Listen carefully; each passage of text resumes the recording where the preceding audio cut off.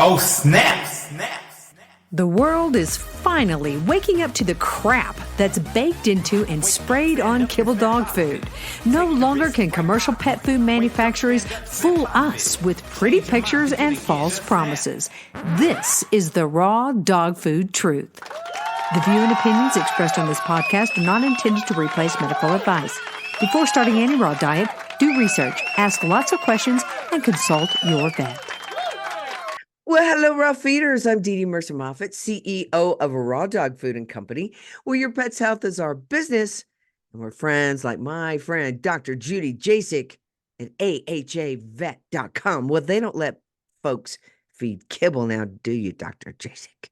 No way. We don't feed kibble. We don't fix kibble. Not hump day, not any day. Not even That when sounds like a Dr. Seuss. We should do a Dr. Seuss. Right? A little Dr. Seuss rhyme. Right. I do not feed kibble, Sam I am, or something. I had somebody the other day say, well, I'm just going to finish out my kibble before I start the raw diet, even though I'm having lots of problems on kibble. I'm like, well, okie doke. Don't know what to say about that, but I would not finish that bag. The bottom of the bag is probably not the best either. Right. I say donate it. I mean, Don't donate it. Well, Toss the it in your shelters and fire yeah, pit. well, but the shelters and stuff, they're kind of forced to feed crappy diets. They don't have a choice, so they got to feed something. So I know. Brian did say to me yesterday as I was at the warehouse working, I still work, you guys. I still pack shippers. I still rock it. you're 75 strong, right? You A 75 hard. And Okay. yes, and today I'm on day 43, Dr. Jasek. 43 of 75. More than halfway. More than halfway. And I've been hearing these horror stories, like people fall asleep reading and they're on day 65 and then they, have to bail. You have to, I'm like, oh my gosh, I'm not going to fall asleep. So they don't get their 10 pages read or. Yeah. And then they're like, so the kind of the rule is before you go to bed, if you go to bed at 4 a.m., that's fine. But before you go to bed, you have to, complete all your stuff. Mm-hmm. So, when I'm working down at the warehouse or something like that, I got to do my walk in the morning and then I've got to, anyway, I do think it's a good program and it's not really a weight loss program. It's not really, you know what it is? It's a mental toughness. It's like, also it's a time management.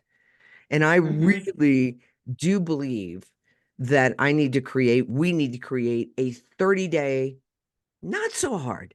Maybe it's called 30-day, not so hard for your dogs, right? Yeah, just to get like get new habits for not so much for the dogs, but for the people, because it takes time. But they say it takes at least 21 days to create a new habit, right? So what are you going to do after day 75? Are you going to keep up with some of this stuff? Or I will.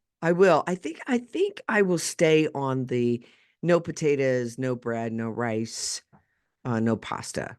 I think I will hang with that. I'm still going to work out at least once a day. I am going to do that. Reading, probably going to drop, maybe having to do 10 pages a day. Although I've really enjoyed Give Your Dog a Bone and the Barf Diet and Connor Can Brady. you listen to audiobooks? Because that's No, ma'am. No, ma'am, you cannot. That would be because I read. See, that's where it'd be hard because I read it, and when I go to bed at night, I have my Kindle there, and I like to read a little bit. But I bet if I get 3 pages in asleep, I'm doing pretty good. So it takes me a long time to get through, but I like it because it just gets my mind kind of off. Like if I got something, you lay there and think about the day. But if I read something, then I can, and it's something that's like not too. I read about Satanism or something like that. Right. Some of this crazy stuff that's going on. I don't practice Satanism, everybody, but you hear about this stuff going on in the world and there's some really dark stuff out there that you can read. So I read something, uplifting or just a novel or something like that. But yeah, 2 or 3 pages. That's all I get through. And I'm like, okay, time to go to bed. Well, here's something that I think that maybe you do want to read, Dr. Jasek. Speaking of Satan, so there's a lawsuit, and I love this. I'm so excited about this lawsuit, where keto natural pet foods is filing, I think it is, let me see if it's a 2.6 billion. It's a biggie lawsuit against Hills. It's Is this going, the keto pet sanctuary? yeah, it is. And so it's a class action complaint. Brought on by Keto. They would like for any company that has been hurt by this scam, and this is what they call it in the lawsuit. And guess who is also in the lawsuit, Dr. Jasek? Dr. Lisa Freeman from Tufts University. Oh, wow. Suing her. This is all on the dilated cardiomyopathy. Yeah. It's a 2.6 billion unfair competition class action lawsuit against Hills Pet Nutrition. And Dr. Judy Morgan actually read this entire thing on one of her videos. Basically, I'll just break it down in a nutshell. Because Hills was losing so much money due to these grain-free diets, okay? Mhm. Because pet food tends to follow human food. Why? Mhm. Don't know, because they are pets, they are dogs, we are human. However, this is the way we think. And they were losing. So they decided to come up with, it said, to carry out the scheme, Hills, along with a group of closely bound academic veterinarians Mhm. and front organizations Closely operating, bound by their wallets. right? Go ahead. And the front organizations operating on Hill's behalf acted in a coordinated conspiracy. I love it when they use those words. And anyway, they said the scheme, which is ongoing today, by the way, folks, has several related strands, all of which to serve to promote the false idea that non-traditional dog foods raise the risk of canine DCM. Wow. So this is all. Remember, Dr. Jasek, we were saying to people, this makes no sense. Yeah, I'm sure Doesn't make you any got sense. right. I'm sure you got emails. Um, many of my customers would come to us and say, I need to go on a special diet because my dog has dilated cardiomyopathy. And we were like, do they really? And what do grains have to do with anything? And Right. in this lawsuit, and I think I will do a podcast where I will read it. It's 10 pages long. And it talks about how they did it, how they came together. And they specifically targeted companies that were less than $1 billion, or maybe it was even, $1 billion, which they knew were a lot of us, right? Because you couldn't absorb the losses. Well, Yeah. they knew they weren't going to go after, some of the biggest companies, but they made it look like the way that they did. And what it says in here is that Lisa Freeman, Hills, all of these vets at Tufts went to the FDA with false information and induced the FDA to bring this up and to say, oh my goodness. And I'm like, if the FDA doesn't do their own, which they don't. I mean, what am I thinking? No, they don't. But here we go again, Dr. Jasek.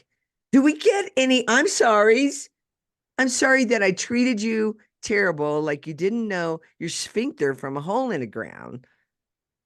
No, Yeah. we don't get or your business loss. I mean, maybe there'll be some monetary, but I mean the class action suits, for if this really hurt some of these smaller food companies, they're not going to get enough compensation to make up for that. And the narrative is still going on.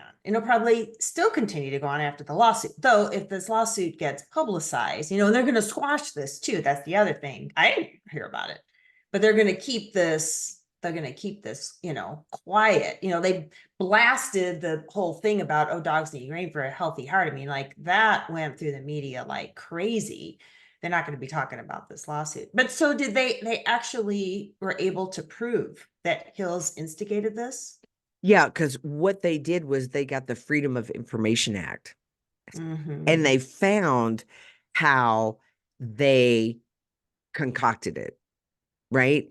And they knew that that grains weren't the thing, right?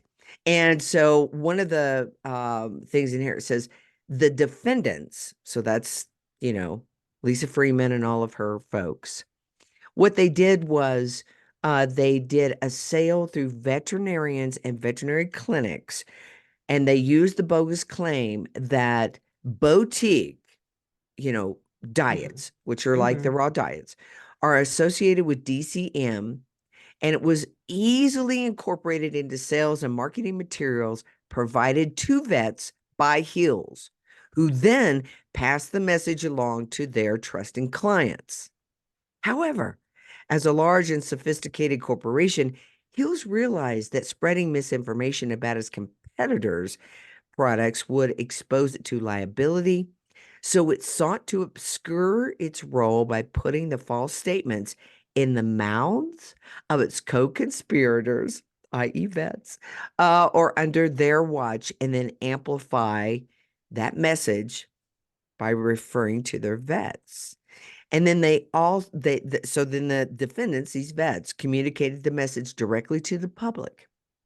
And some Mhm. of the writings authored by the veterinary defendants, Lisa Freeman, about the dangers of these, boutique diets, were consumer-friendly articles published on public accessible website.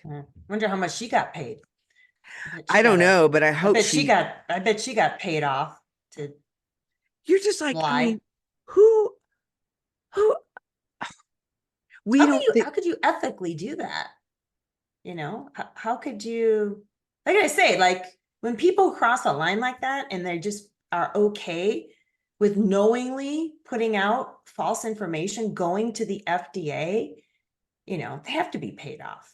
Yeah. I just don't think people with a good conscience, and I've always believed that veterinarians fundamentally are good people. They care about the animals, but when this kind of thing happens, like either they got a control file on them or they're being paid off, because that's how cynical the world is. But sounds like I bet she got paid off. So why Tufts, or was it just Tufts, or was it other universities too? I have to go through here and look, but there is a company.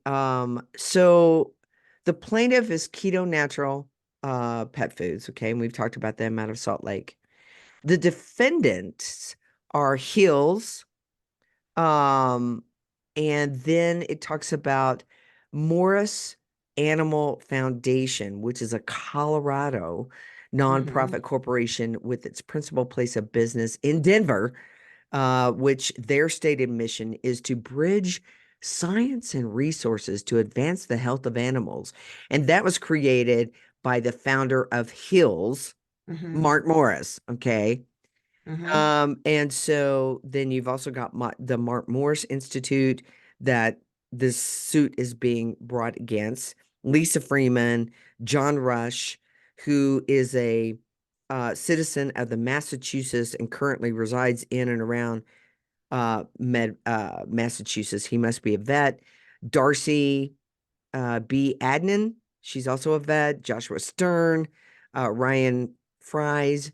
I mean, there's a group of them.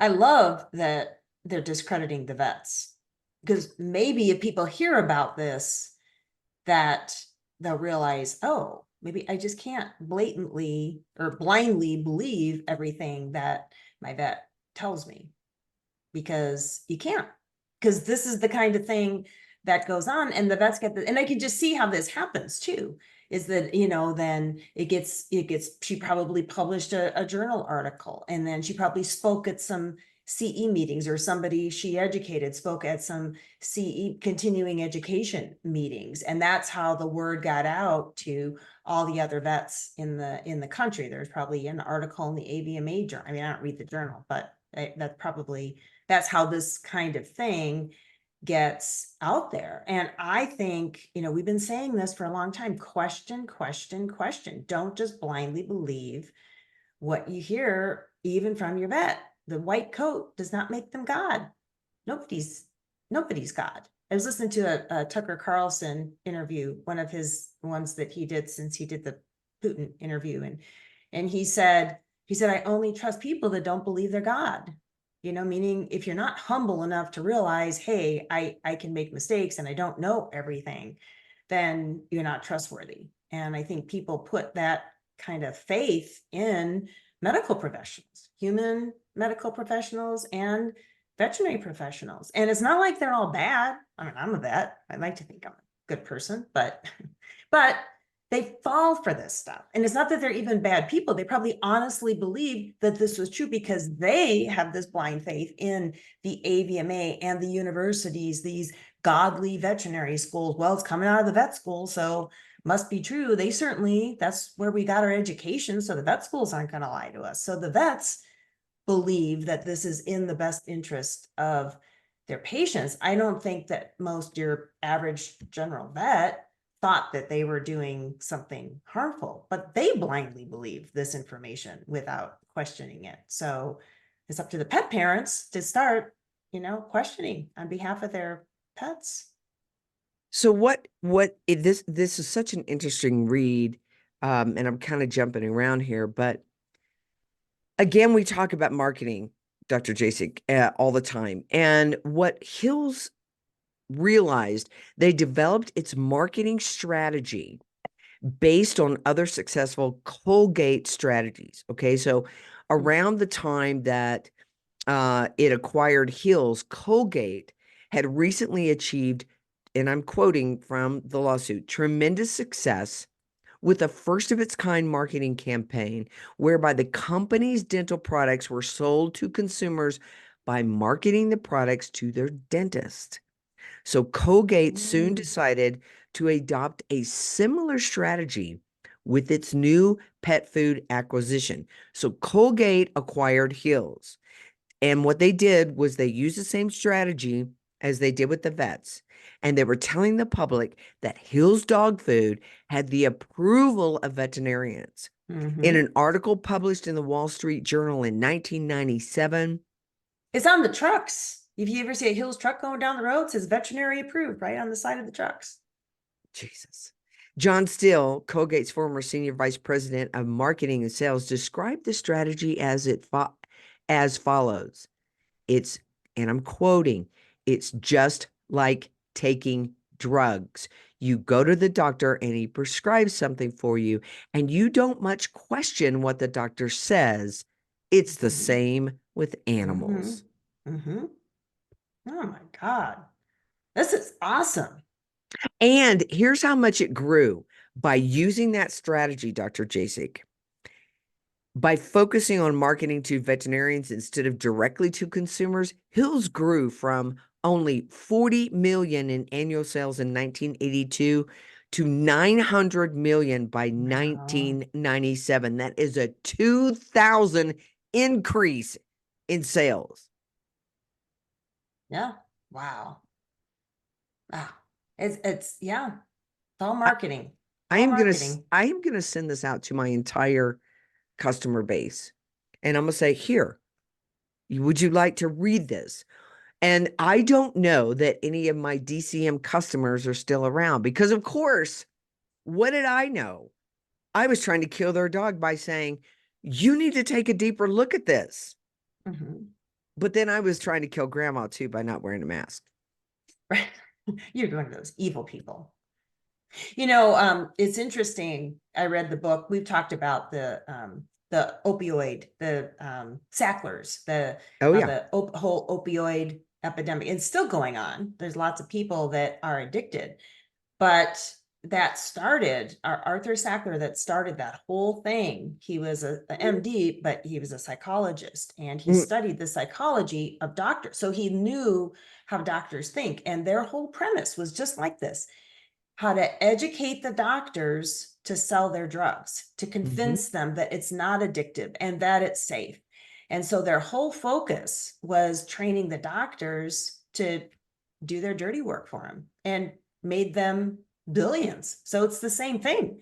And clearly it works. I just love that they're blowing the whistle on this. And hopefully this will get out get I don't, enough press that it'll raise some awareness, regardless of the outcome, if at least the lawsuit gets out there so that people, can actually read this information. Well, we just got to get the information out there too. so it's interesting that pet food industry silent on it. Oh, gee, what a surprise. No comment. Totally silent. And you're just like, this is big news, folks. Mhm. But I'm pretty sure I would have to go back and look and see who created pet food industry, who wants to slant the information to get out there, right? And when you look at that whole pet food industry, when they have their conferences, when they have all of their stuff, it's all about, here's a new extruder. Here's how you can make pet food look healthier. Here's the words that you can use. I mean, gosh dang, it's a con. It's such a Yeah, con. But totally is. again, Dr. Jasek, I mean, here's what I know and what I see constantly. I mean, people have in their heads, and I don't know how you break this, that raw food, the food that dogs and cats were meant to eat, is somehow going to kill them because it has naturally occurring bacteria, right? And as soon as a dog vomits or has diarrhea or whatever, they're running to the vet to do a blood test. And we say, go right ahead. We'd love to see the information. Do you know we never hear back from those pet parents? Right. Never, ever in the time that I've been here. Why? Because they probably their pets probably look great. And they're like, well, dang. And even then, and I don't think you'd see anything on a blood test anyway, but even then they don't come back and say, hey, sorry that I was so mean and rude and spiteful Oh, yeah, no. and judgmental. Mhm. I No. It doesn't happen. And I guess it's just when you run a company, I think you gotta, it's not just thick skin. I think you have to really think about how people think. And it's sometimes it's not pretty. Not pretty. And you think you have to stick, you have to really stick to your principles. I mean, I've been kind of going through that with my practice because I'm,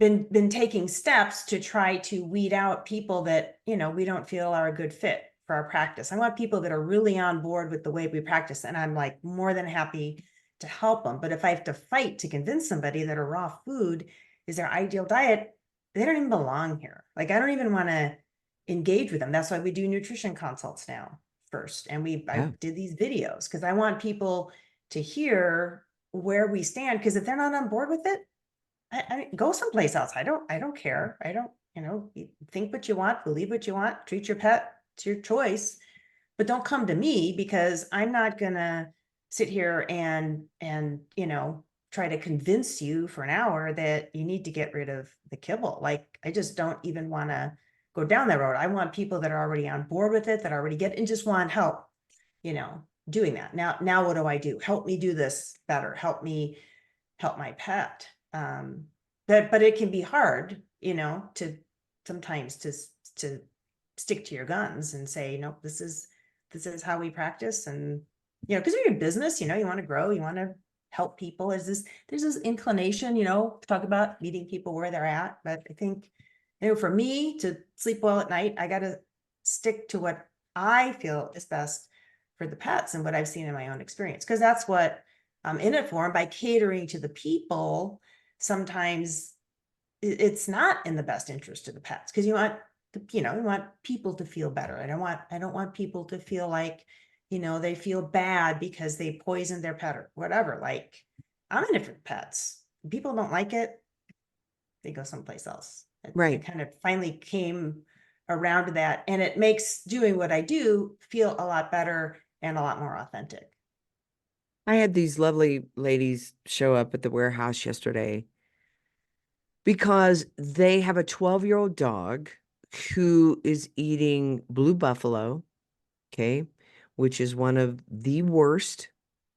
They're all bad, but blue buffaloes is terrible. And this dog had all these hot spots. So Go they took figure. him to the vet. First, this dog was one of the issues that the dog had was that it was running, slipped on the ice, and his legs came out from underneath him, and he boom hit the ground and literally could not stand up.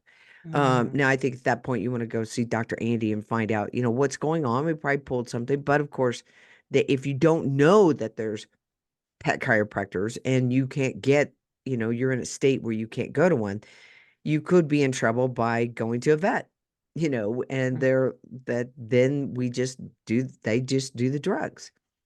So what happened was this dog's on blue buffalo, and they end up going to a place here where you can do the swimming and the treadmills and stuff like that, which is great, right? Which is great. But this dog started getting these hot spots. They thought that the dog was getting hot spots from the chlorine in the pool. But regardless, they take the dog to the vet, and what does the vet do? Put them on Apoquil for the hot spot. Yeah. And I'm like, no. All you ever had to do is get them off the blue buffalo. Right. We don't see rough-fed dogs with hot spots. I just don't see it. But I can tell when somebody will say, my dog has a hot spot. Well, are you mixing kibble? Are you mixing greenies? Are you mixing processed treat? There's something in there that's causing this hot spot. So, and they were like, we just didn't even know about feeding a species appropriate diet. And they walked out of there with the whole, with the whole they're going protocol. to change to raw. Huh? Yeah, they're going to change to raw. And I said, listen, you can't just take your dog off of Apoquil just like that, because you're going to have a rebound effect. So I said, you want to be working with somebody like a Dr. Judy Jasek at ahavet.com. But anyway, yeah, and they had a cat that had thyroid and kidney problems, and it was 15 and eating dry food. And I said, this is directly related to the diet. Yeah. Yeah, totally. I mean, that's like, well, people say, well, all cats get kidney disease. Well, if they're eating kibble, probably they don't have to, or they don't have to get diabetes, if they're on a better diet. But by the time they've been eating it for 15 years, it's a little hard to correct it at that point. Body doesn't have as much resiliency. I have a number of older kitties that I work with, and sometimes it's hard to get these old bodies to turn around. I know my old body doesn't want to turn around sometimes. And sometimes they're like, I just prefer my kitty crack. I'm not going to eat raw. And for cats, they need probably a little less bone, a little higher organs than dogs.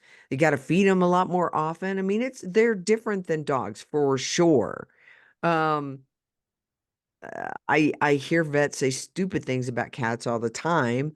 As far as their eating, they can't eat beef because they can't take down, a cow. And I'm like, well, a mountain lion can.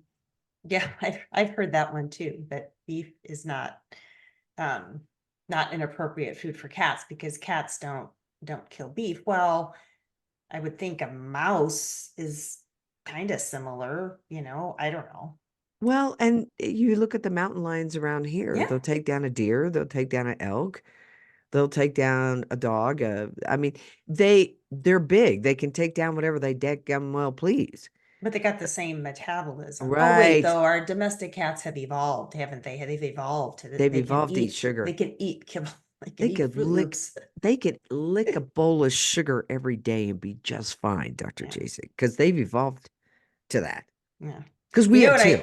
You know what I see most often in kitties, because I know now what questions to ask, is when people are trying to do a diet change, they don't stop. You have to completely stop feeding the kibble because they're addicted to it. and, you know, they'll leave out a few little nibbles and they'll keep going back to it. And they don't want to eat whatever other food they're trying to offer them. And I say, you got to put that food down. You give them 15 minutes, they don't eat, you pick up, you don't feed them another thing. And they're not going to die. That's this other thing, you know, cats need to eat. Well, if the cat goes, you know, 3 days without eating, that's one thing. It can go probably 24 hours easily without eating. And you got to let them get hungry. And yeah, they'll drive you crazy. That's the other thing, is cats will drive you crazy. Meow, meow, meow, Begging, meow, meow. begging for, because they're addicted to it. They're obligate carnivores, and they get totally addicted to those carbs, but you have to stop the carbs completely. And I've seen people successfully transition older cats to a fresh food diet. Sometimes they'll start with canned food because the cats will accept that sometimes more, but then, you know, then we move on to something fresher, onto a raw diet. And, but most often when people are not having success, and I ask that question, are you giving any amount of kibble? And they say, yeah, they are, because my cat's driving me crazy and I got to work, and, you know, but I think that's what it takes. We kind of inherited 2 cats when we bought this place, and they're outdoor kitties, but I feed them raw. I feed them same blends, just add a little extra organ. And, but the one of them didn't take to it. I'm like, sorry, dude, that's all you're getting. Go catch a mouse, but you ain't getting kibble here. So I don't know what they gave the cats away to the neighbors across the street. And then when the cats realized somebody was living here, they came back, and they've got a big horse farm. They raise Clydesdales over there. And so they've got a whole bunch of cats, and I'm sure they just got the big bowls of kibble sitting out there. So I'm like, yeah, kibble, go over there, you here? Did they stop coming over? Oh no, they started eating raw. Did the other one finally start eating raw, or no? Yeah, no, it did. I think they're still going over there and snacking on the kibble because they're fat. I mean, they're just like pudgy. Gosh. I mean, I'm like, how are you guys getting so fat outdoors? They don't come inside. We want mousers, you know, we want cats out there keeping them. Do your job. Do your job. And which they do, and deposit them by our door sometimes. But I can't wait to eat those. You're supposed to eat those. So you guys are clearly being overfed. But yeah, they got really pudgy this winter. But so I think they're going over there because their barn's heated and everything, and hanging out in the warm barn and chowing down, because they can't. I thought maybe I'm feeding them too much. I was just kind of eyeballing. So I started measuring the raw, or weighing it, to make sure I wasn't overfeeding them.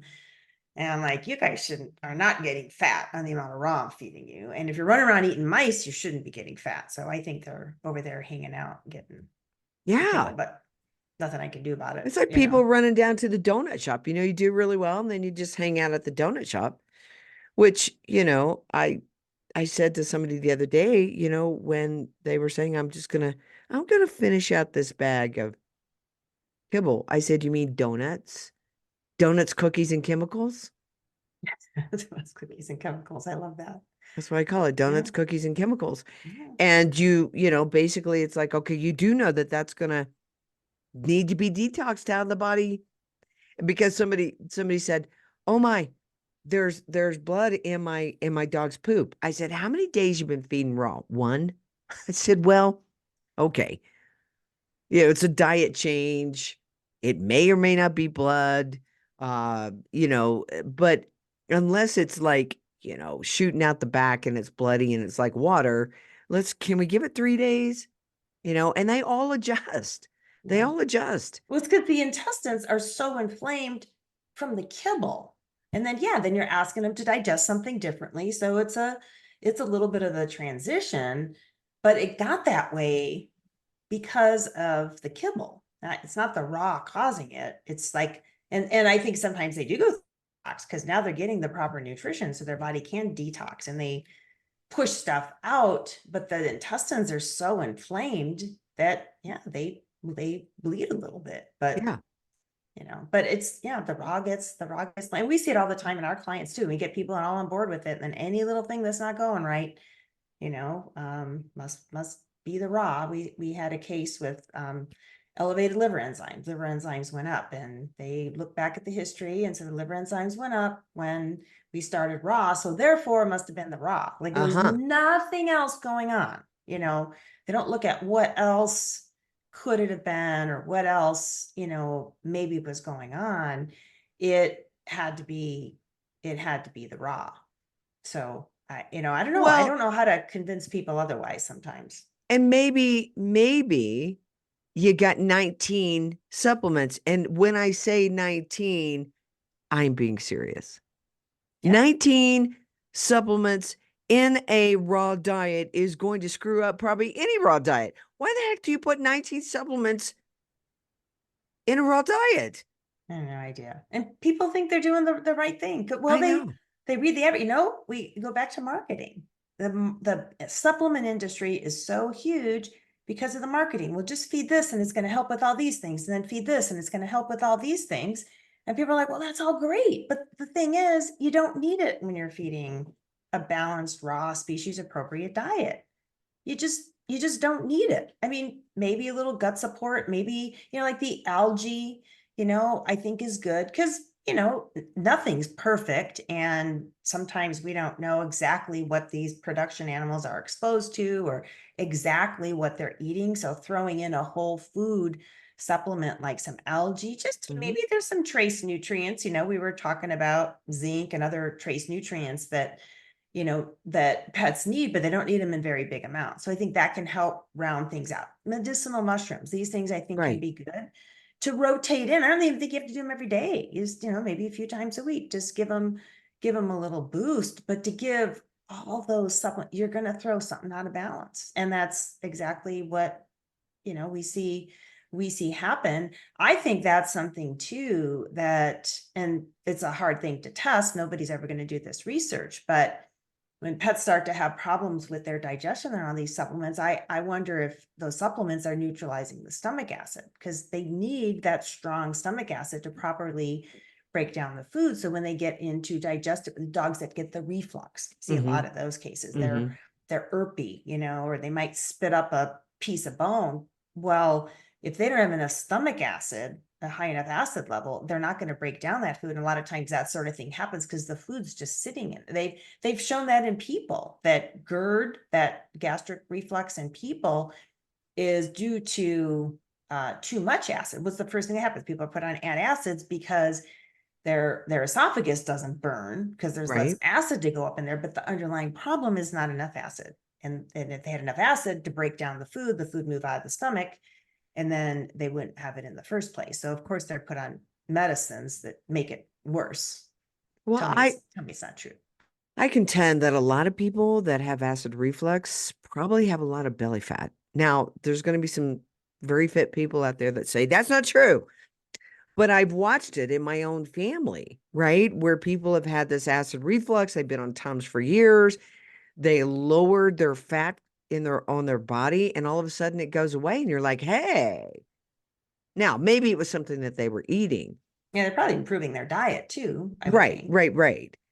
But then, so it was my brother, right? So he was heavier than he was constantly eating Tums. I was like, dude, that's not good for you. And so then he got into this great, program where he was, he's working out all the time. That went away. Then something happened where he put back on some weight and started up again. Right. And so maybe it was partially what he was eating, and partially, and sorry, I got the hiccups. The other thing, he was snoring. And once he dropped the weight, he stopped snoring. Interesting. Right. So it was like these correlations with the way that probably, how the body is put together. But yeah, it was pretty interesting. So he's back on a good track.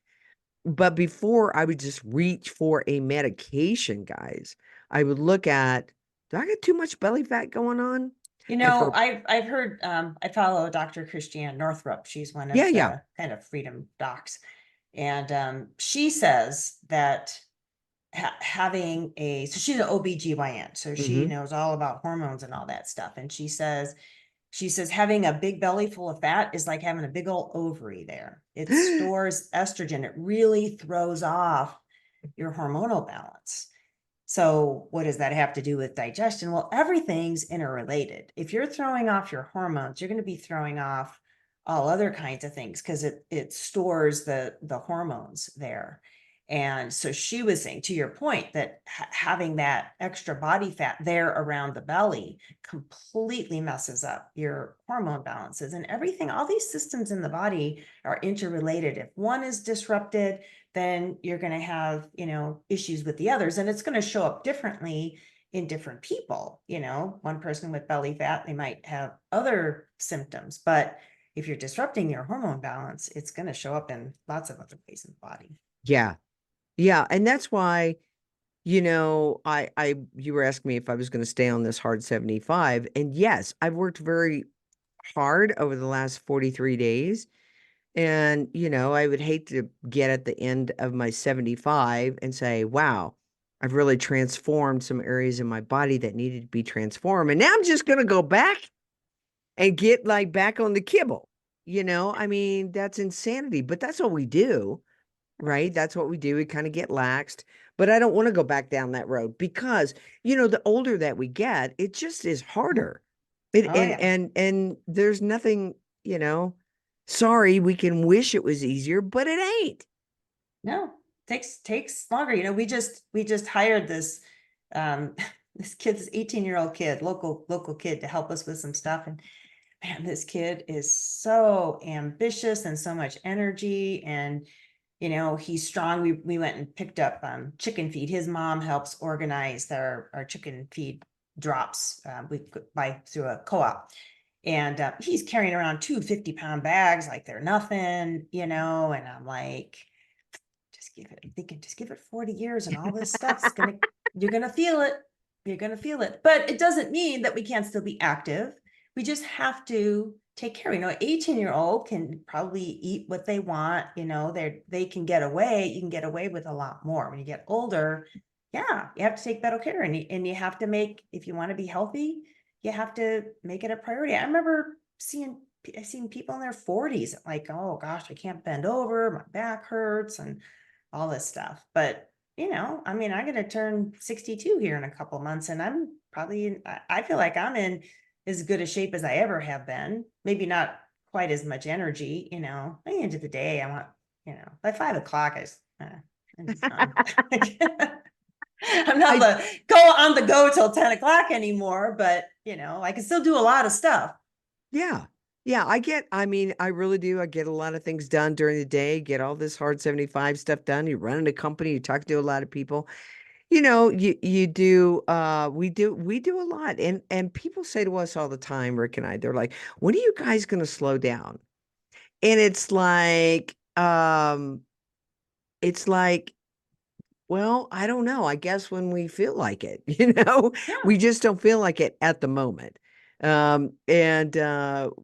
So we've got to stay healthy. We got to stay healthy. And well, if you enjoy what you're doing, yeah, then and you feel, I think, a sense of purpose, when you feel like you're doing something that I don't know about that, Dr. Jason. Some days I feel like I don't know if I'm helping, But you still feel like it's important, that helping the pets is important. That's why you're doing it. Oh, otherwise, yeah. You'd quit tomorrow. Yeah, it's I think we just got to keep doing these webinars. Like, I can't wait for the rabies webinar to come out. I think that's going to probably cause some people's head to spin, but that's okay. I like to see spinning heads. And the elevated liver enzymes, reading blood work. I mean, there's all of this stuff that, unfortunately, as we've seen with the Hills debacle, that people don't understand when they go into the vet, and they kind of go down a wonky road, a road that costs them a lot of money, and from what we see, costs the pets a lot of health. Oh yeah. Meaning, you know what I'm saying? Why, Dr. Jasek, would you put a dog on Apoquil for a hot spot? I asked those ladies, I said, did they ever ask you about diet? Oh, no. Uh-uh. No, I'm surprised they didn't try to sell them a prescription diet, because that's usually what they do. Put them on one of these hydrolyzed protein, because they must be allergic to protein. So they got hotspot. So that, sell them the hydrolyzed protein diet. But yeah, they don't talk about nutrition. It's much easier to sell the drugs and much more profitable. Well, I'd like to take a survey of our customers and your customers and say, has your knowledge empowered you? The education that we provide, the ideas, the questions, the what ifs, have these helped you help your pet? Has this information helped you to stand up and question your vet? Because if it doesn't, then why are we doing it? But we are doing it for that reason, right? What it blows my mind. And some people will do this. They will take their dog in. Oh, I know what it was. One of my ex-employees, she contacted me because her dog needed to have surgery on his knee. And she actually went over to Dr. Andy before the surgery, and it was validated from Dr. Andy that yes, this was, and I guess the name of the problem on the knee escapes me. It's not like an ACL. It's sort of like it was born this way. Patella, like a luxating patella, maybe? No, cause it was, I can't, I'll think of it here in a second. But so she texts me and she said, this surgeon, she said, asked me, what I have had my dog on for the, the knee and the problems. And she said, he told me to throw all of the supplements like Adored Beast and 4-Leaf Rover in the trash, and that I needed to be on, gabapentin, and I needed to be on, and I needed to be on Cosequin that he sells, and blah, blah, blah, blah, blah. Of And course he did. yeah. And she said to me, and she's a pretty strong chick.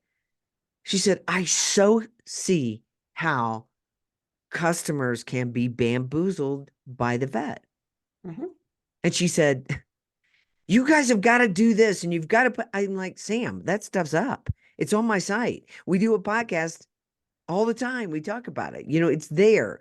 I don't know how to get that information out any more than we've already done it. Oh, I think the information's out. People just need to be brave enough, and it's going to get uncomfortable. You got to be willing to step outside your comfort zone and push back. And most people, don't like to do that, but that's the only way things are going to change. You can't just sit around and complain about, how bad the veterinary profession is. You got to get out there and do something. If you really want to see it change, you're going to have to get in there and start pushing back. And when I'm close, I'm kind of putting final touches on my rabies presentation. Oh, But it's yes. going to be some good information in there for people to really use for pushback. I'm putting out little tidbits on my Substack, but I'm going to have the whole thing together, like the whole history of where it started. And I can completely debunk the whole, the ridiculous, the purposes that is exposing the ridiculousness of the veterinary clinic mandates. But that's not saying that you can't take the same information and go to your city and go to your county. People are like, well, I have to because we got these rules. Yeah, but rules become antiquated, and that nothing changes unless you go in there and present new information. Ask them if at least they'll take a titer test or something. Say, hey, there's really no evidence that this rabies virus exists. And go in and ask them. Go to a city council meeting or whoever is governing the rabies regulations in your area, and start to push back. Because those laws stand, but maybe we just need to put more of an effort into getting them to change, because they're not going to change. And if you just roll over and say, well, I have to because it's the law, well, you're poisoning your pet. So, and then you're going to end up treating skin disease and cancer and all of this stuff.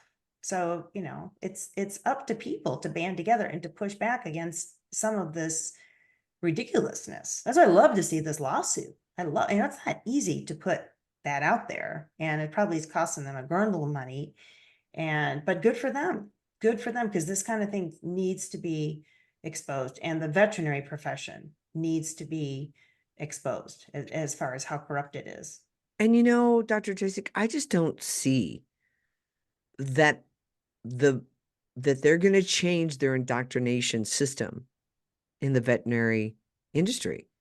I mean, think about it, every single year, you've got thousands of new vets marching out there telling the same silly narrative.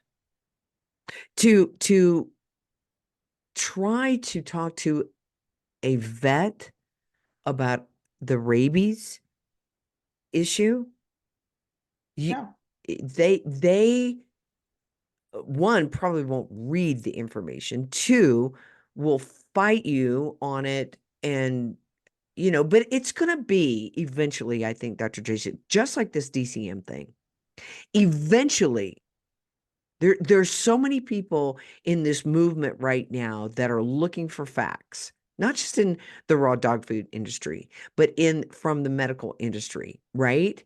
Did you ever watch that interview with the True Med guy and Tucker Carlson, the one on Ozempic? Yeah. I mean, that tells the exact same story that everybody that's doing this, that is willing to look, says. It is not a for health method. And I get it that people say, well, what am I supposed to do? You have to get educated. You have to find a team that is holistic, not faux holistic. Not, I have a holistic sign. I'll still do the rabies. I'm still selling the prescription diets. I'm still doing, Apoquel and Cytopoint. But I'll do a little acupuncture while you're here. Call it holistic. Yeah. Right. I mean, that just doesn't fly, folks. It doesn't fly. No, and you have to start demanding something different, and it needs to be enough people. One or two people going into a clinic, they're not going to care. But if 25 or 30% of their clientele came in and said, look, this is ridiculous, we want a different type of service, then hopefully they take notice. But we're not going to change the profession.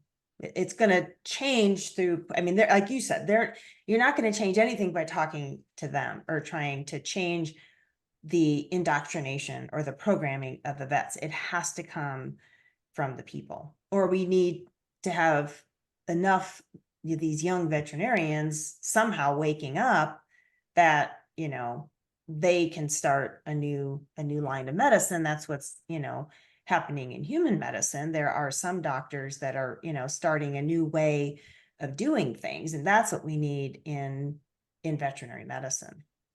But I don't think it's going to be the young ones.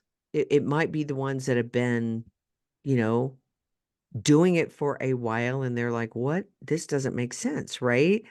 In the beginning, if you've been indoctrinated and you're like, well, the school knows, right, that they've done all this testing.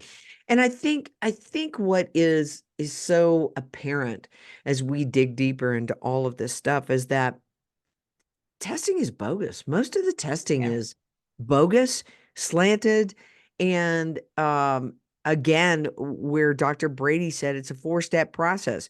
You create the information, you distribute or own it. Okay, you distribute the information, i.e., vet schools, veterinarian clinics.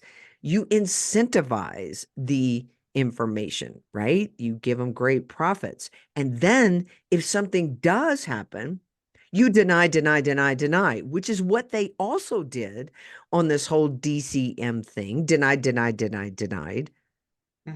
Until you have someone that gets all of your dirty laundry out in the public. Now what you going to say? Right. Dan, they got them red-handed, sounds like. But Dr. Jasek, and mark my word, what will happen is, if anything, they will just come out with a new food that looks like we're trying to help pets. And you want to say they'll use this to their marketing advantage, won't they? Yeah. Of course they will, because they've got the money to have a room full of people say, how do we spin this? Right. And that's what they're talking. That's why they're not saying anything, because that's what they're trying to decide on their angle and how they're going to spin it and how they're, what can they say? And yeah, what new food? How can we turn this around and make it work to our advantage? But I still think it's good that the information's coming out. Yeah. Yeah. And again, you know, we knew we weren't bad guys. I mean, I don't know if it proves that we still know, are willing to look at things. I mean, if we're wrong, we're willing to look at it. But we were like, this makes no sense. Well, it made no nutritional sense. This first time I heard that, made no nutritional sense whatsoever, especially knowing that, I mean, the one nutrient that's been shown to be directly linked to heart health is taurine. And what's the biggest source of taurine? Well, it's meat and organs. So why not just feed that? That's what they need. And unfortunately, they lumped all grain-free foods into the same category. They lumped the raw food in with the grain-free kibbles and all that I don't think, those grain-free kibbles are all that great either, but they also had a big marketing thing that, grains are inflammatory and all this. So let's feed them pea. I remember when those started coming out. What was that, 8-10 years ago? I don't know. They started, let's feed them peas and lentils and all this stuff. And I'm like, that isn't going to do any good. And there's probably going to be a whole host of other problems along with those diets. People think, grain-free is good. Somehow that narrative got out there. So yeah, it's all marketing, but it's just, pet health is just so simple. It's like, I feel like I could be out of business tomorrow if people just fed a species appropriate diet and quit poisoning your pets. No, they'd be you fine. you can't be out of business because you're one of the soldiers, one of the few soldiers out there that's saying, you got to start with the diet, folks. I'm sorry. I can't make you healthy if you're going to eat cookies, donuts, and chemicals. Right. I wouldn't be healthy if I ate cookies, donuts, and chemicals. Like I could, and I'd have a big belly full of fat probably too. And I'd probably have acid reflux. Right? You'd be gassy, you'd be like burpy. You'd be super attractive. I mean, you are, but I'm just saying, I could be even more attractive. What man doesn't love a woman with a big fat belly that's burpy and farty? I mean, come on. Okay, there's all types out there. I'm just saying. Yeah, it doesn't sound very attractive to me, but Oh, we're gonna get an email on that. You were fat shaming. Yeah. I'm sorry, but we are fat shaming in the dog world. We're not gonna fat shame you in the human world, but I am gonna say you're probably not gonna be as healthy as you could be, including myself. That's why I've been doing 75 hard. And I'm not injecting Ozempic in my belly. Right. I can tell, here in Tennessee, where the area where we live, people don't have a lot of money. It's not a high income area. But people also, I think, are not that educated about how to feed their pets. And this is I've thought about starting like a little community clinic here or something, seeing a few people. But I know what will happen. People will come in and it's like, we know Dr. Judy, we like her. We'll go there for our rabies shot. I just don't think I'm going to find my peeps right here in my locale. So I'd have to get the word out that I only see people that are true holistic. And now online, like I have, we have a system set up for pre-screening people. But if I'm here and I'm part of the community, I'm like, well, I'm sorry, if you're feeding, the kibble that you've just picked up at Tractor Supply, I can't work with you. I just don't want to go down that road. So yeah, you got your system good. It's like, okay, can you get through door number 1? You made it. How about 2? All right, 3, you're in. That's right. You're in the special club. You're in the cool kids club now. But I can see when I, just seeing other dogs, like our neighbors' dogs that come over here to visit sometimes, they got what I call the kibble fluff. You can just tell the difference. Dogs that eat raw, they're lean and they're fit and they're not all pudgy and they're not inflamed with the goopy eyes and they're waddling around like they're all arthritic. You can just pick out the kibble dogs. It's just, it's just sad. I know they're all kibble fed and probably over vaccinated and gonna get cancer and, you know, but if people aren't open to that information, and there's not, you know, a lot of resources around here either for unless people, you know, raise their own food for their pets, which I guess people could do, but I don't know. It's like the people here are just not, it's even hard to find organic food for humans. I mean, we drive to a town like 20 minutes away where there's a grocery store there that sells some organic stuff, but there's no like, you know, natural grocers or any of those, or Whole Isn't that Foods or any funny of those. Yeah, none of that that stuff they here. just don't even come into the market? So, Mm. you Not know, not but I around will here. say, I mean, it's expensive, no doubt. I mean, you know, the little boxes that you fill up yourself at Natural Grocers or Sprouts, those Mm-hmm. boxes are getting smaller and smaller, and the price is going up and up. And I sound like our customers, but you know, we still buy there because we want to be as healthy as possible. And when I go into a regular grocery store, Safeway, King Supers, whatever, you're like, there's very few aisles that I need to go down. Right. You'd make those stores really, really tiny. But no, then the profit margin would go down. So you got to make them really big with all the center aisles that have nothing but processed, cheap filler stuff. Mm-hmm. It's You know what's terrible. really, really big out here are Dollar Generals, you know, Oh the dollar stores. no. When we first moved here, we're like, there's a Dollar General, like literally every couple miles. I mean, within 5 miles of us, I bet there's three. And we live, our town is 1,700 people. So it's like every couple of miles. And I was talking to actually a client of mine that lives in the other side of Nashville. And she's like, well, that's where people do their grocery shopping. And I'm like, really? And she's like, yeah, people do their grocery shopping there, which is all junk food and frozen pizza and, you know, all of that kind of stuff. Soda. I'm like, that's just really sad. It just makes me sad because this is, I mean, an area where the people here are just lovely. They're so kind and just like do anything for you. Just really, really a kind culture, but they just not health oriented. So it Are, just makes are me they sad to owned? think about they're going to get sick. What's Are that? they owned by the pharmaceutical companies too, the Dollar General stores? You got to wonder. Wouldn't surprise me. I don't know, but it wouldn't surprise me.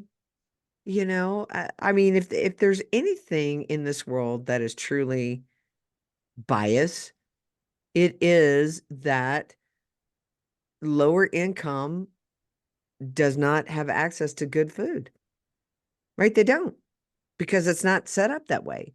It's not Right. set up for you to be healthy in that respect, right? Because think about it. I mean, you go into and every single time. I mean, every single. It's like when I used to ride a Harley, right? I used to have my You own used to ride a Harley. Harley? I didn't Oh know yeah, that. you did And it what? used to be a biker I babe. was a biker. Mhm. I was back in the 90s, early 90s, like Oh, you have to 93. send me a picture. Do you have any pictures of you and your Harley? Of course, and I still have my chaps and my jacket that I wore Oh back my then. gosh. Oh yeah. I did not And know that. and I was one of those crazy people that did not wear a helmet Oh gosh. because I lived in Oklahoma. We didn't have a helmet law, and of course, you know, I was too cool to wear a helmet, which was just stupid. But yeah, I was back where there weren't very many women that rode back in the day, Mhm. back in that day. And so I rode with a lot of guys. And I was dating a guy who I used to sit on the back of his bike, Mhm. you know, and ride. And that was fun. But I was like, I want my own. Mhm. And so I got one and it terrified my mother. She just Oh, I hated it, bet. you know, and it was back in my drinking days too, and big drinking days. And so yeah, some days I'm like, I'm lucky to be alive. You're But damn lucky to be alive. yeah. But I remember this that I was relating it to Sprouts that I every time you would walk in the Harley Davidson store, HD stood for $100, right? Because that you know, and today is probably, you know, hundreds of dollars. Um, but yeah, every time you go into Sprouts or natural grocers, I mean, it is I always think about this when Rick and I go in there, and I think about families, right? People that have 3 and 4 kids, and they're trying to, give them the best food that they can. And you're just like, wow, it is an expense. And I'm not going to lie and say that feeding raw isn't more expensive than kibble. But again, Dr. Jasek, it is relative.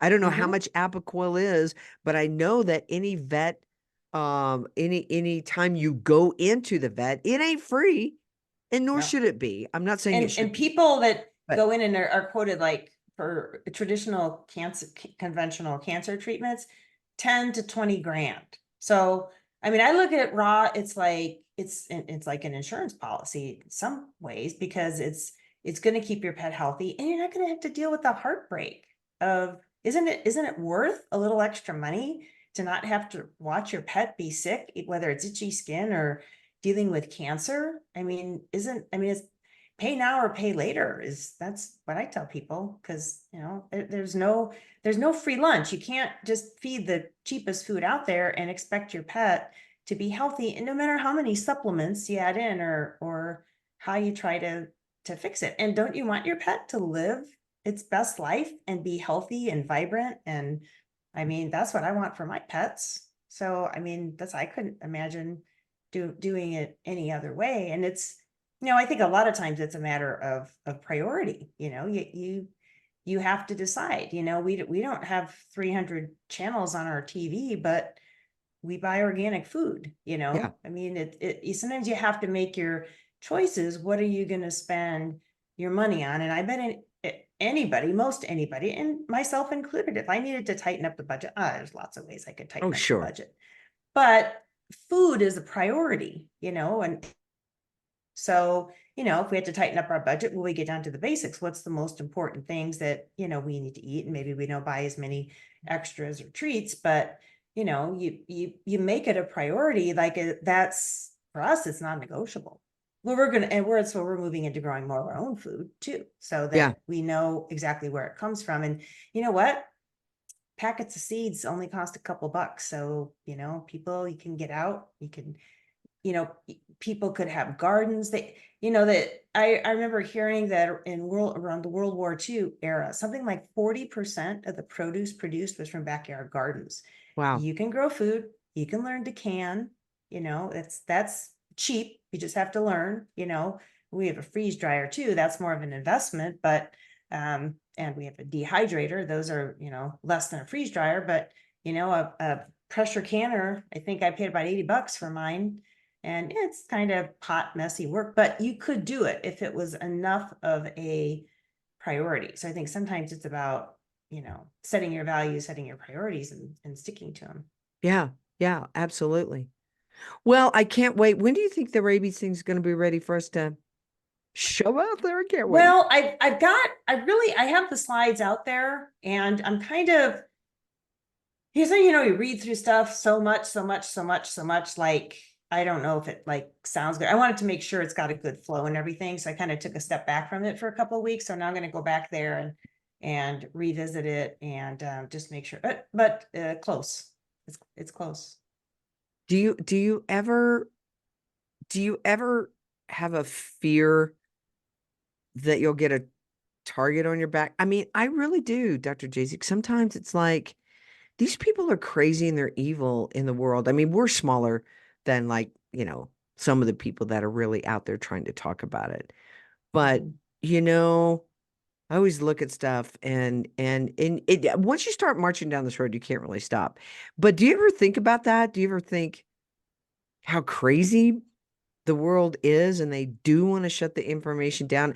I really wonder how this whole I wonder how it's going to affect keto. Okay. The keto company, right? Because Mhm. they're coming out, they're bringing this lawsuit. It's big. Well, these corporations are bigger Yeah, a by huger. Yeah. billion. Yeah. You have a $2.6 billion lawsuit. That's nothing to a $19 billion company, Mhm. right? Which I don't know that Hills is that big. I mean, I think Nestle's and Mars, and I think maybe The, Smucker's is the the the big largest. parent, the big parent companies. Yeah. Yeah. But do you ever I mean, I know you don't worry at this stage about getting slash, the backlash from the people. And I think we are going to get some backlash, and it's fine. I'm not worried about that. Yeah. I, You know, yeah, I think about it, but then it's like, I don't know, it seems like when you're a truth teller and you feel like there's a truth that needs to come out because nobody else is telling it, it's like you can't not do it. Like, yeah, there's risks. But the stuff like in this, it's coming right off the AVMA website, the CDC website. Now I'm interjecting my own opinion and interpretation on some of it, but but it disrupts. What I think it could do is disrupt the, this information where people are running in to get their rabies shot. So it could have, that impact and raise some awareness about the, vaccine industry, which I'm sure they, never want. But, I don't know. I think about it, but it's just like, you just feel like there's certain things you need to do. And this is something I feel like I need to do. So, I'm gonna do it. but don't you question why Becker, Habib, Gene Dodds, Dr. William Faulkner, even Connor Brady, that they don't really come out with a strong voice against the vaccine industry? You do. I do believe when you read Dr. Brady's book that you can pick that up. But those folks that are in, our industry, I don't ever, oh, you got to wonder why they leave that alone. Yeah, it's a big industry to go up against. That's for sure. Or they do like modified. That's what I used to do, like the modified protocols and stuff like that. But where you do less, like, I mean, well, like Jean Dodds came out with her vaccine protocol, which isn't even a holistic protocol, in my opinion. I think she just starts them a little bit later, but they still do 3 vaccines, like that's not holistic in my opinion. But yeah, it's a big industry to go up against, and there's a lot of money. I think they would lose a lot of their colleagues, I mean the colleagues that follow them, because the vets make a lot of money selling vaccines too. So yeah, it's a big industry, but I'm not operating in that world, and I don't know. I just hope it helps the pets. And I think my motivating thing is I just see so many pets. I can't tell you how many new cancer diagnoses I see within, 6 months of the last round of vaccines. It's the tipping point, and I see it all the time. The pets are sick and inflamed, and they're not on good diets, and they're getting these vaccines and all these other pharmaceuticals. And then boom, that's the straw that breaks the camel back, is very often vaccines. And I just see it all the time, and the pets are suffering. And I'm a voice for the animals. Somebody's got to be. And I think that what I hear from my pet parents is that they get confused, or they don't make the association when we say, what's your vaccine history? Oh, well, we haven't given a vaccine in 3 years. You mean since the last one? Yeah, because that's what the 3 year. Well, how old's your dog? Well, 12. So what are you saying?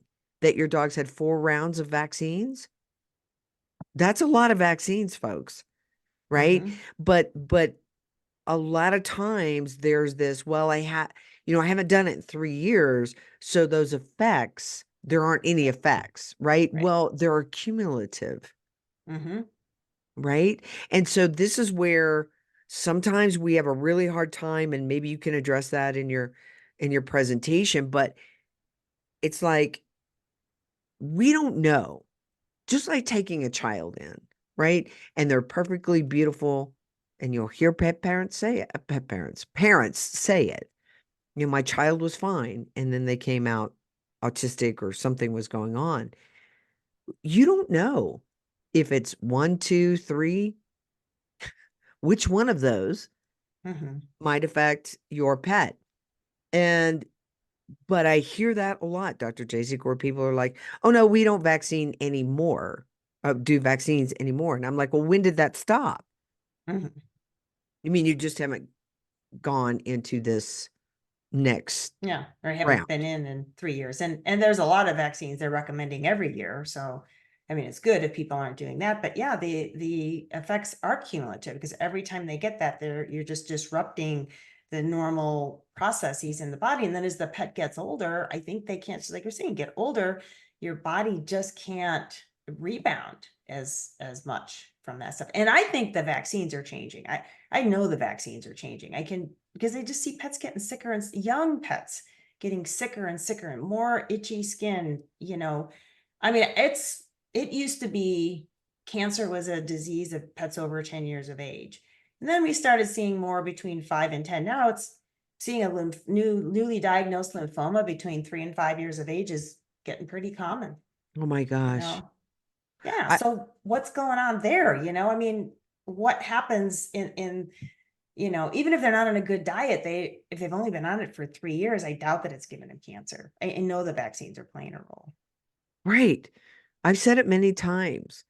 Not that I'm an advocate for kibble, guys. Friends don't let friends feed kibble, but I have said, I think you would have a healthier, if you're comparing the two, right? If you're doing kibble and vaccines, I think you're setting up for disaster. I think if you're not vaccinating and you're doing kibble, that's less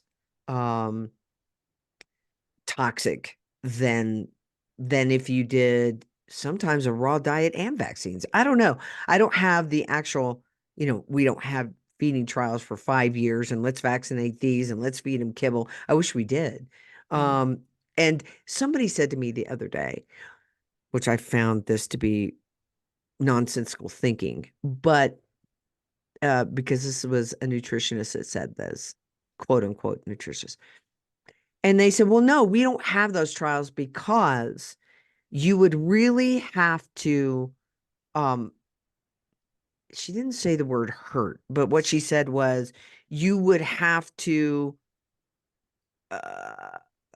basically cause harm to an animal to do those studies. And I said, but aren't we causing harm by putting the chemicals in their body and then saying it's all fine and it's all, AAFCO approved and all that? Aren't we doing that same thing? That's Because that's done all the time. I mean, there's animals used for research all the time that they're harmed for, because they want a certain outcome on a research project. So animals are experimented on all the time. Sounds to me, it's more of a matter of they don't want the information to come out that would come out of that. That's why they don't do it. right. I was like, she was basically, her argument was you would be putting the animal in danger if you did not give them certain trace minerals, right? Like copper, zinc, magnesium, that sort of thing. I said, but if you're giving them too much, aren't we doing the same thing? Or inappropriate or not fooling yourself that it's actually, well, we got all this nice list of nutrients, but none of it's bioavailable, so we're not really doing them any good. Yeah, the same thing. It's a real life experiment. And, we see, I mean, it's in a sense, we have been doing research for as long as we have been recommending raw feeding, because I see pets turn around all the time. They just do a 180. Even cancer patients that maybe we can't completely resolve the cancer, but for whatever time that pet has, people tell me, but they feel better. I could tell they feel better and their eyes are brighter and they have their coats better. And even though we're still dealing with the cancer, I know that diet helped my pet feel better. I mean, I see it all the time in the pets that don't have cancer. Well, they're just doing phenomenal. I have people ask me, like, are dogs supposed to have this much energy? Because my dog is like driving me crazy. I'm like, yeah, that's what a healthy dog is, supposed to, supposed to have. The other thing, you mentioned the vaccines versus the kibble. If you think about a child, a baby, and I'm not a pediatrician, but autism's definitely been linked to vaccines. Those kids they're autistic for the rest of their lives. So I do think that some vaccine issues just can't be fixed, especially very, very young, like these poor babies that are, vaccinated, in the delivery room. And when pets, are vaccinated very, very young, I think there can be some irreparable damage. That's why sometimes it's just chronic conditions that are harder to fix. Nutrition can be fixed if you change the diet and, correct things. You can correct imbalances. That's a much easier fix. But I do think that you can get permanent damage from the vaccines. And I would just say this, you're not going to get the industry to test it. Okay. You're just No. not. But you can test it at home. Right. So, and what I mean is, if you have the courage to go against the narrative, to go against, oh my gosh, I live in the mountains. My dog needs a leptospirosis vaccine. My dog needs this vaccine. They need the Lyme disease vaccine. They need all this stuff to prevent it. Do you have the courage to not do that? Right. And people will say, well, you're advocating for ill health. Am I? Am I actually, or is it the other way? And I would say that we have we have the results for that.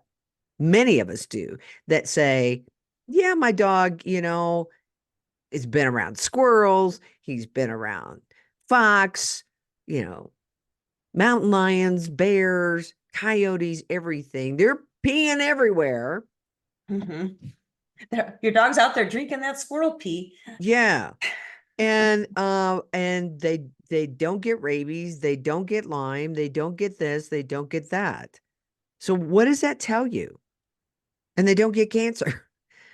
Right. Right. Right.